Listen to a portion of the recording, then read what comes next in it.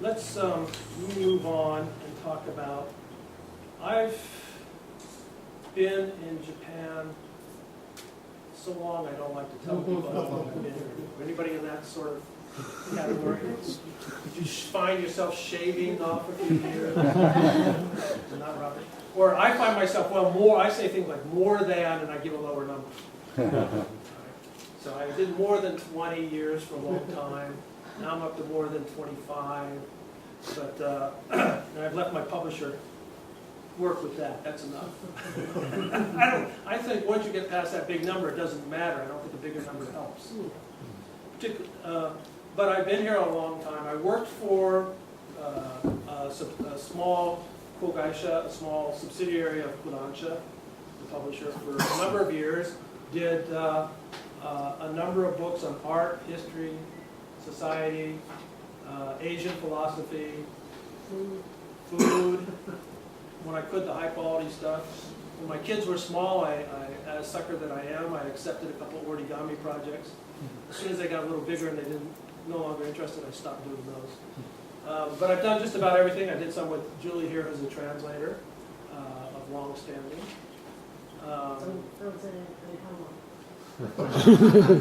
More than 10 years.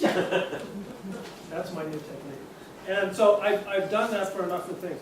And after all this time, and then probably like a lot of you, I used to go, after I got established here, I go back to the States every year if I could, just about every year. And you go and talk to people and your relatives. And besides the ones who said, when are you coming back? Forget those people. But the ones who said, when they hear you're in Tokyo or in Japan, they said, well, what are you doing there? And why are you there? It got very annoying. So many times, I'd explain it to them, but they couldn't understand. And so one of the motivations for writing this book, which is turning into a series, thanks to Simon & Schuster, is one of my motivations was I wanted to show these people, because after about the 10th time, the 10th person said, well, what do you do there? What are you doing there? Why are you there? And I thought, well, maybe I've got to write something that shows them, so they could see, what Japan is about. Because, unless they've been here, and if they come for a few days, they really don't get it, even so, although they do enjoy, a lot of people enjoy it. So that was part of my motivation. And then I decided, well, I wanted to write, what happened was, way back when, I was a literature major, way back in the last century, I won't tell you when. And then I decided I wanted to write something. And I really didn't know what I wanted. I wanted to write a book, but I didn't know what I wanted to write. But I decided, well, okay, I have to narrow it down a little bit more than just a book. That was, I'm very smart that way. So eventually I ended up in Japan, which is another story in and of itself. Only for, do you guys want to come in and sit down? Or? Sure, we can. You can actually sit down too. What was I saying? Anyways, I decided I wanted to write a book, but I didn't have a topic. And then eventually I came here. And I thought, well, I can write about Japan, But then, of course, I'd only been here for a short time, and I didn't really know anything. And of course, there's nothing, you can't write about this country after being here 3 months. So my grand plan was, I'll come, I'll stay 2 years. In 2 years, I'll learn the language, I'll know everything there was about Japan. Then I could write something. 2 years, as we all know, you don't learn much in 2 years. And so I added 2 more years. And I got a little bit deeper under the surface, but not enough. After the 7th or 8th year, finally, the language was good. I was really getting a handle. I got to see behind the scenes in a lot of places. I was deep into doing a lot of books and got a lot of introductions. And then it was too late to go back to the States for another job. So I stayed here. And but then I still didn't quite know what I wanted to do, what I could write about. And there's so many people writing good nonfiction books about various subjects in Japan. I said, and some of them scholarly, some of them popular, some of them just very good intellectual reads. I didn't want to do that, but because there's too many people already doing that. I'm not a professor or somebody who has a specific field. Right? So I said, well, what can I do? One day, when I came home from work one time, on a Saturday, I was working on a Saturday, went out with some friends, came home about 10 o'clock at night, and normally when I come home that late, I had the in-laws were living downstairs, we had a separate apartment upstairs. They were all still up when they're usually in bed. I came home about 11:30. And they were all there, looking very red-faced and very angry, and they said, the police called. I said, what do you mean the police called? They said, the police called, they want you to come down for a voluntary interview tomorrow morning at 10 o'clock. Right? I don't know what that means. But, and then of course immediately it was, well, what did you do? I didn't do a thing. You must have done something. Please don't call if you didn't do anything. This is Japan. And I said, I haven't done a thing. Right? Yes, you must have done something. Think. There's absolutely nothing that I have done. So I went down the next morning, and 10 o'clock to the local police station, and this was Tokyo, so it was a pretty big local police station. It wasn't the cool one. And I got down there, and a very big, for a Japanese guy, big, bulky, husky guy, I went down, you know, told him who I was at the front office, and I waited, and a big, bulky police officer came out,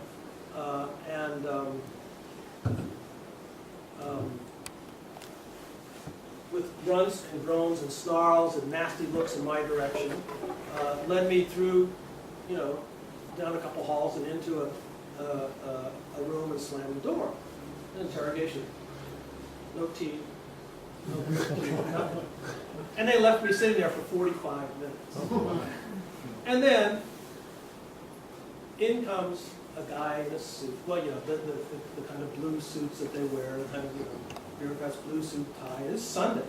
And a nice white shirt, very silver hair, full head of silver hair, the lucky bastard. And he spoke some English, because at that time I didn't speak any Japanese. This was, actually, I should backtrack. This happened, I hadn't been here. I've been here less than 2 years. And my Japanese was miserable. And so the interview was conducted in English, which is just as well. I wasn't going to speak any Japanese, simply because I could probably stick my foot in it without even knowing. Mm-hmm. And so what happened was an interrogation for, I was interrogated for 3 hours on a Sunday morning. This is not the best way to spend your Sunday morning. You know, at first I was quite angry, but very soon I got very curious. The guy in front of me was very dapper. He was an inspector. He was very well dressed, very well spoken. His English was pretty good, and he managed to communicate what he wanted. And he was sometimes friendly. There was only one officer. The guy who let me in, the big hulking monster of a guy, he never showed up again. But it soon evolved into this kind of cat and mouse game. He started asking me questions, and I still didn't know what I was down there for, right? But I realized, and now way back then, I was in Japan on a cultural visa. It took me 6 months to get it. They were very hard to get visas back then. It took me 6 months of paperwork. I had to get letters of recommendation, had to get letters from my current employer saying that I was a good employee. And imagine trying to get that from a current employee when he knows you're going to Japan and basically you're going to quit, right? So it was, and I had to get letters of recommendation from several other people. And I had to give them, I don't know if anybody, I'm sure some of you have probably done this way back when, and bank account statements to make sure I wasn't, going to, go broke here and become indigent. All this stuff, and you put it in, and then I waited a couple months, and finally I got the visa. So then I'm sitting here, 18 months later, or whatever it is, in this Tokyo police office, and I finally was starting to make some headway here, and I realized all the work that I've put into this for the last 2 years could go up in smoke with this interview, right? Because I realized that if I don't answer his questions correctly, and he's unhappy, he's going to throw me out of the country. That's exactly what it was about. And it went on and on and on. It was very clever. And he would play this. He would be nice and accommodating at times. He would snarl and look at me not really snarl, but in a subtle, more subtle sort of Japanese way. He was playing good cop, bad cop at the same time, but it was a little more sophisticated. And so my anger disappeared as I realized two things. One, I had to figure out how to survive this interview and not get kicked out of the country for God knows whatever reason. And two, I was more and more fascinated with what this guy was doing, and how he was doing it. And so it was touch and go the whole time, and I kind of walked this tightrope, but I managed to survive it, this tightrope. And I managed to survive. And I got out, and at the very end, he tells me, when you renewed your visa, you extended your visa, you didn't go down and tell the city office. That was it. I didn't know. It was the first time I'd renewed the visa. I didn't know, remember those? You have to go down and tell the city office when you make any change. So I just renewed it. But this gave them the right to haul me in, and they took up the right. They did it. And they didn't do it right away. It was a couple months later, so I had no idea what it was. And I survived. So, to go back to what I was saying before, way back when I wanted to write a book, I knew it would be about Japan. After this interview, I said, I think I might have a theme. Maybe I could do a detective story or a thriller, some kind of thing like that. And that's where it started. That's where the germ of the idea came from. And then, of course, it took a number of years after that before I was able to sort it out. But that's how I started to narrow it into Japantown. And because I didn't want to do what everybody else was already doing. I wanted to do something different. But, and so we have the mystery, we have the thriller, and this basically, they're calling it a thriller. And they had another problem. Storytelling in the States has gotten very sophisticated. It's not what it used to be 20, 30 years ago. In the old days when you had, you had the old sort of hard-boiled noir things, there'd be, a body and somebody would, there'd be a couple of shootouts and then the mystery would be solved and that would be it. Well, it's much more sophisticated, it's much more elevated now. And so I had to learn those techniques. I had to be able to do that just as well and then integrate a Japanese theme without seeming pedantic, which is really a very hard thing to do. I had to work it into the thing. What I wanted to do was this. Mysteries, thrillers, suspense novels, which includes spy novels, all that stuff, noir.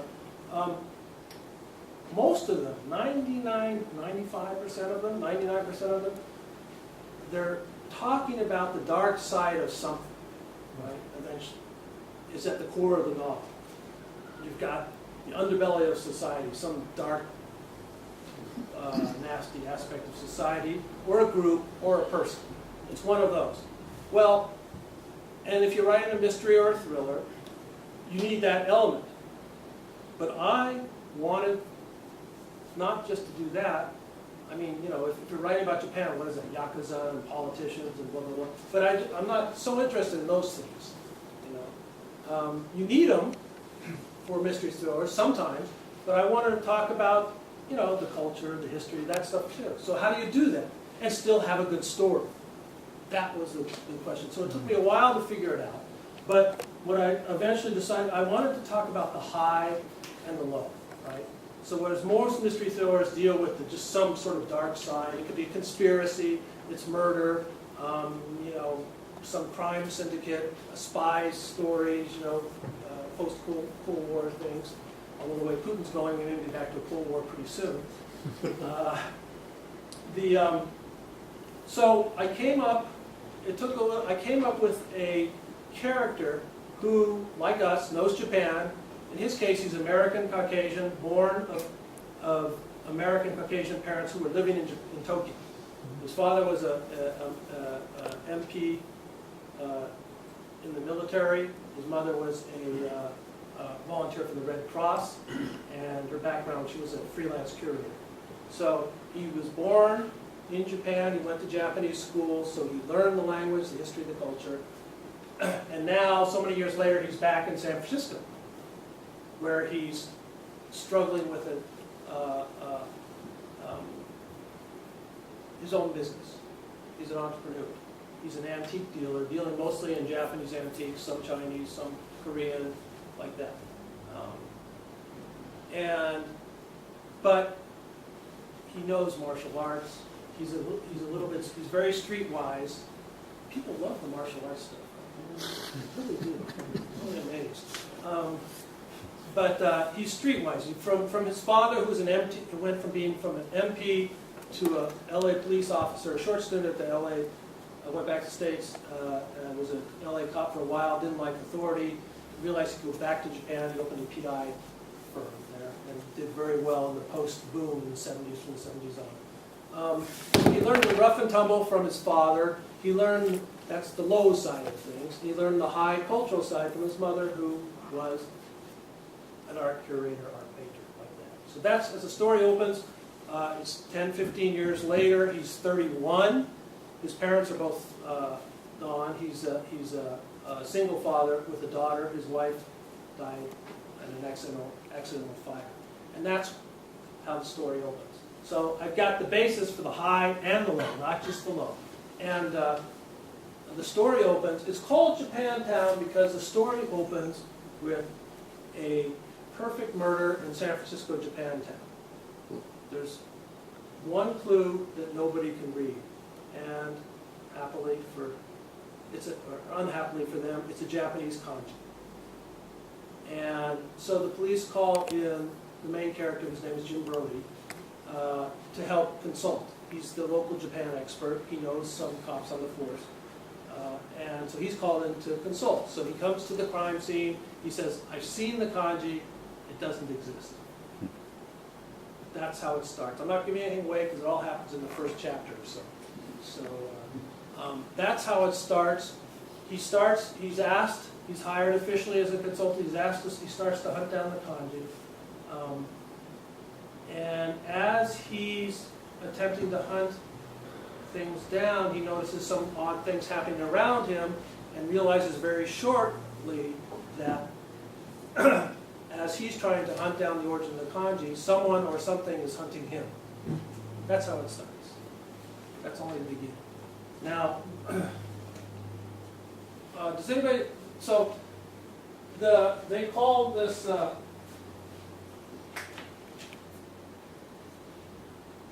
they put a thriller.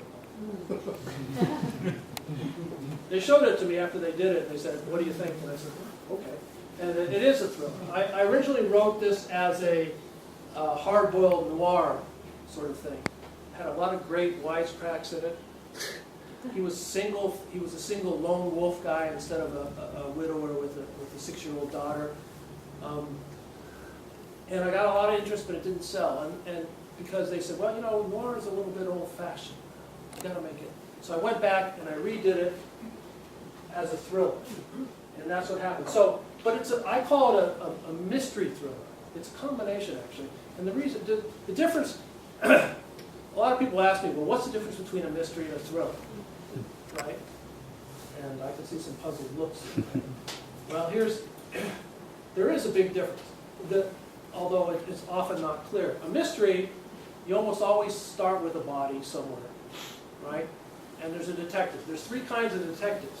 There's, for what it's worth, there's the police detective, the obvious one. There's the PI, and there's an amateur detective. A lot of novels have amateur detectives of various fields, and all kinds of things. He's a sort of he's basically an amateur detective because he's got one foot in the private eye world due to his father. But a mystery, to go back to the question, a mystery starts with, usually, almost always, a body. And then a detective in one of the 3 forms comes and sees the scene, has to figure out what happened. He wants to find who the murderer is. Right? So what's he do? Usually that involves, almost always, a series of basically interviews. Goes around, follows it, talks to somebody, gets a clue, goes and talks to somebody else, gets a clue, goes and talks to somebody else. And somewhere along the way, somebody bops him over the head, he's unconscious. He gets up, and he has another fight with somebody, and eventually he solves it. That's your basic line for a mystery. Okay. And just about everything fits that. Think of Columbo. Well, nobody ever beats up Columbo or attacks him. But just about everybody else gets attacked at one time or another. A thriller often starts also with a body. It doesn't have to. It could be a conspiracy. It could be just some sort of very puzzling event that's threatening to the protagonist, right, or the hero. But it often starts with the body. This one starts with a couple of bodies. And then they begin to try and figure out, the hero begins to try and figure out what's going on and why. But before long, something or someone, he's prodded, he's poked, he's looked under the under the wrong rock. Something's crawled out and is now after him. And what often happens is he or she has got to figure out the mystery or the story or the puzzle while managing to stay alive, because there's somebody that doesn't want them to figure out and wants them dead. So they're usually running at the same time they're trying to decipher what's happening. That's a thriller. Okay? And that's the difference. So there's a second element. So you've got the mystery, you've got the thriller element, what they're changing, and then what I did for this, of course, was add the Japan link, which for most, well, maybe for a lot of people, particularly overseas, and a lot of us too, to a certain degree, is a mystery in and of itself, right? At least off and on. And so I've got 3 layers, and that's what's happened, and I think that's what's gotten people interested. But it's never gratuitous. The Japan stuff, when it's there, the cultural stuff or whatever, is part of the plot. It's worked into the story. The opening murder scene, there's a kanji that's a clue that nobody can read, and that becomes, and he has to trace, he has to figure out what's going on there. And from that, I'm going to read a very short, I'm not big on reading, but I'm going to read a really short passage to show how it's kind of worked in. The cultural stuff is always worked into the story. So as I said, there's the opening murder in San Francisco, Japantown. There's a kanji there, but it's half covered in blood, so Jim Brody can't really see the whole thing. And so his friend, Frank, Lieutenant Renna, from the San Francisco Police Department, says he'll bring it to him later the next day. They'll get together for coffee or something, or a meal, and he wants him to tell him what he can about it, right? Because this is just way too foreign for the San Francisco Police Department to deal with. And so the scene opens where he brings in the kanji. Here's the character for any of you that want to. There it is. It's not well written. It's rather shoddily written. But that's on purpose. That's part of the story. And then, but slowly in stages. This is just one scene. But slowly in stages, more and more is revealed about the kanji, which reveals more and more about who the murderer might be. And that happens over the course of about 3 or 4 chapters spread throughout the book as they get more and more information. But here's the first round. Okay, the 2 of them are sitting down. The San Francisco lieutenant, whose name is Renna, speaks first. And he says, "Then here's what I want. First, the Japantown shoot cranks things up a notch, so I need you to look for the kanji under new rocks. This time, I need answers, lots of answers." I rubbed the paper with the J-Town kanji between my fingers. "Well, for starters," I said, "the stock is standard Japanese calligraphy parchment. Mass-produced, machine-made, not a local handmade washi. Washi is traditional Japanese paper you expect to see with calligraphy. It also features in scroll paintings, lanterns, and shoji screens. The best quality paper is still made by hand in a way that has survived hundreds of years. A tray lined with wire mesh is dipped in a vat of pulped plant fiber suspended in water. The mesh captures a layer of pulp, then the paper maker hauls it up and allows the captured pulp fiber to solidify into a textured sheet." Renna cut me a look that suggested I'd have to do more than recite a few cultural nuggets to earn my keep. I said, "I take it your lab rats already told you that." "Hours ago," he said. "Try this then. Commercial washi is sold all over Japan and in many stores here in the States. Handmade washi is made in limited quantities by individuals and is easy to trace by its style, which varies by region. Your labbies tell you that? No. So, I said, if this paper was intentionally left by the shooter, then using commercial washi suggests caution. Okay, what about the character? Your boys can't make any sense of it either? It's being handled through channels. I want answers before the next ice age sets in. Tell me why you can't read this thing. It's not Joyo or Toyo or any recent historical kanji. You want to translate that into English? Means the character isn't current, immediate, pre or post-war, or anything commonly used as far back as, say, the mid-17th century. You call the 17th century recent history? When you're talking about a culture that traces its roots back 2,000 years, yes. Don't like the sound of that. What else you got? The writer is male in his 60s or 70s. Renna shot up in his seat. Are you sure? Very. The hand is masculine and mature. Is it Japanese? It's a Japanese character written by a Japanese if it's anything. Not Chinese, not anything else. But the writing's off somehow. Maybe it's a forger, an imitator. No, it was written by a Japanese. The lines are full and well proportioned, and that's impossible to do unless you're Japanese or studied in Japan for years and from a very early age. Why? I brush the strokes in the air with my fingers. Because writing kanji with all the components properly balanced takes practice, as we all know. And then there's the stroke order that's got to be memorized. The order here is correct, and the balance is as it should be, which means the kanji wasn't copied or traced cold from an existing manuscript by an imitator. This was written by a Japanese with a special brush or brush-tip pen. And how's it off? The writing is shaky, uneven in places, as is the ink.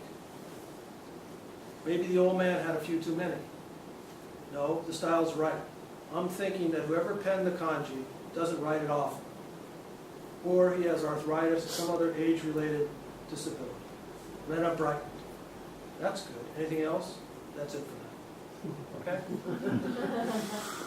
So, I got that in, and there's actually several other scenes where this happens eventually, because as we all know, there's a lot of wonderful calligraphy in museums here by very famous personages. And if you've talked to anybody who really knows their calligraphy or studies it well, they can often tell things about the writer itself from the calligraphy this time and again. And there's a lot of truth to it. So slowly this comes out. Now this was a sit-down scene, two talking heads in a restaurant. There is action. There's a lot of things. There's a few bodies, but far less than any of the Harry Potter books, particularly the last two. I had to answer that question because my niece wanted, who reads like a book a day, wanted to read it. She's only 15, and her mother was worried whether she could read it. I was sort of stumped. I said, well, there's no graphic bedroom scenes, shall we say, and there's no, and then I finally came up with that answer. Fewer people die in this book than the last Harry Potter. And if you've read or listened to Harry Potter or seen the movie, you know there's a lot, and that's a YA. YA is young adult, right? So there we go. That's where. That's how it goes, and I've used the cultural elements throughout in this way, and in a way that was seemed to impress a few people. My agent is a guy called Robert Gottlieb, who's very well known in New York. He's known for, in his younger days, which is a number of years ago, for discovering a guy called Tom Clancy. So whether you like Tom Clancy or not is a different story. But he was the first one who was smart enough to say there's a lot of commercial potential here. And he was right. He's a very clever guy. So he's still around. He was my first choice, and he used to work for William Morrow. And then he started his own company with a couple other guys. And over the years it's grown. He's now got 700 authors. but he was my first choice for an agent. A lot of people's first choice for an agent. And so I sent him a letter, an approach letter. It's what's called an approach letter. And as John said on my website, it talks about how to find an agent. You've got to spend time. If you spend a year or two, come on in, gentlemen. If you spend a year or two writing a book, you better spend more than 5 minutes writing a letter that's going to represent your book. Right? You better spend a lot of time on that letter. And it better be a masterpiece in and of itself. Right? And so I spent a lot of time working on it. Because these guys look at dozens of manuscripts a week, sometimes a day. And so you better have something in that letter that's really going to make them sit up and take notice. And you just hope you don't catch them on a day when they've got a bad cold, or they've got home early, or they just can't do any more work that day, right? There can be any number of reasons why they don't turn you down. But he was my first choice, and I went through 2 other agents with other manuscripts. They weren't very good agents, and so I sat down, and he eventually signed on. And Simon & Schuster, so like I said, he said this is something different. It's good. I could do something with this. And Simon & Schuster, still took 6-8 months later, Simon & Schuster called me in Tokyo. They didn't make a bid yet. They hadn't made a bid, but she wanted to call and talk to me because, from their point of view, I found out later I was this hermit guy. Again, here's this thing somewhere over across the Pacific in Tokyo that they didn't know anything about. Right?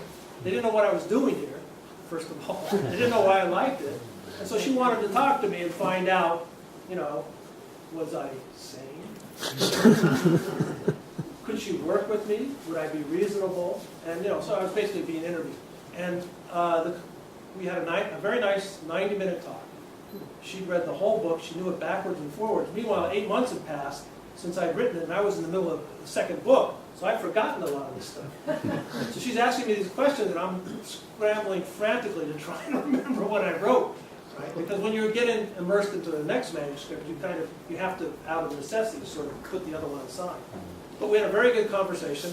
And then one question stands out particularly, and she asked a lot of very clever questions. And she told me, I look at 3 or 4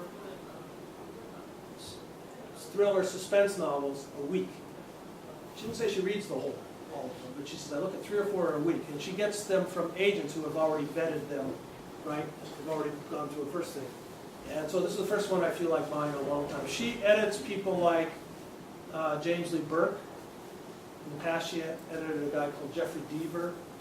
These are mystery suspense writers, bestsellers guys. A guy called Stephen Hunter, who does more gun-related stuff. But they're all, and she was hired by Simon & Schuster to beef up their commercial fiction section. So one of the questions she asked me was, are you working on anything else? I said, yes. She says, it's like a 20 question game. Is it related to, is it a standalone, a different book, or is it the same character? I said, the same character. And there was a kind of pause, and she just said, oh. And then the conversation went on to something else, and I said, that's really curious. And that sort of died. Well, it was a very good conversation. I didn't know what to make of it exactly, but 2 days later, Simon & Schuster made a very nice offer for the book. And then my agent, being my agent, countered. And then Simon & Schuster came back and said, well, let's split the difference. He raised it. Let's split the difference, but let's make it for 2 books instead of 1. As long as the second book is with Jim Brody, the same character.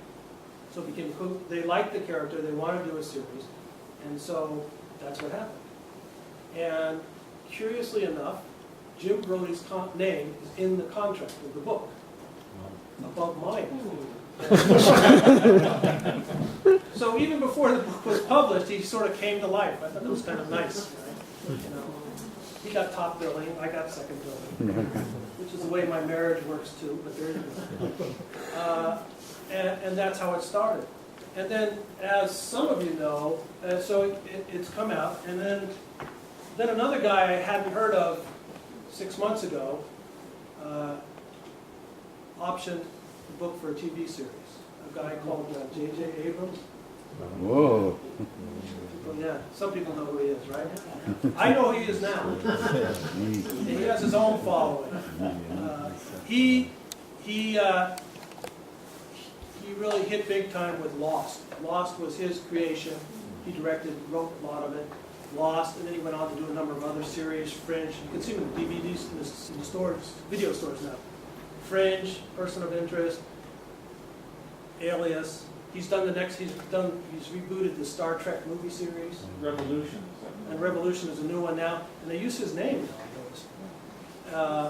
And he, and then he did the last two Mission Impossible movies, and he's doing the next one. And when Disney bought the Star Wars franchise from Lucas, when Lucas decided it was time to retire, he wasn't going to make any more movies, Disney bought it from him. A lot of people know that. And the guy they turned to write and direct was J.J. Abrams. So apparently he's a big guy. I found out very, very quickly. So he's optioned it, and so it's moved along very nicely in that sense. I think that, and then I found out, what's this, December? Yeah, I found out late last month that one of the mystery magazines in the States, Suspense Magazine, picked Japantown as one of the best debut novels of the year. So we got a best book of 2013. In my younger days, I always wanted to be on a best of list. When I was younger and had more hair, I wanted to get best, everything. Hair. That didn't happen, but now I have. This is a nice consolation prize, so I'll take it.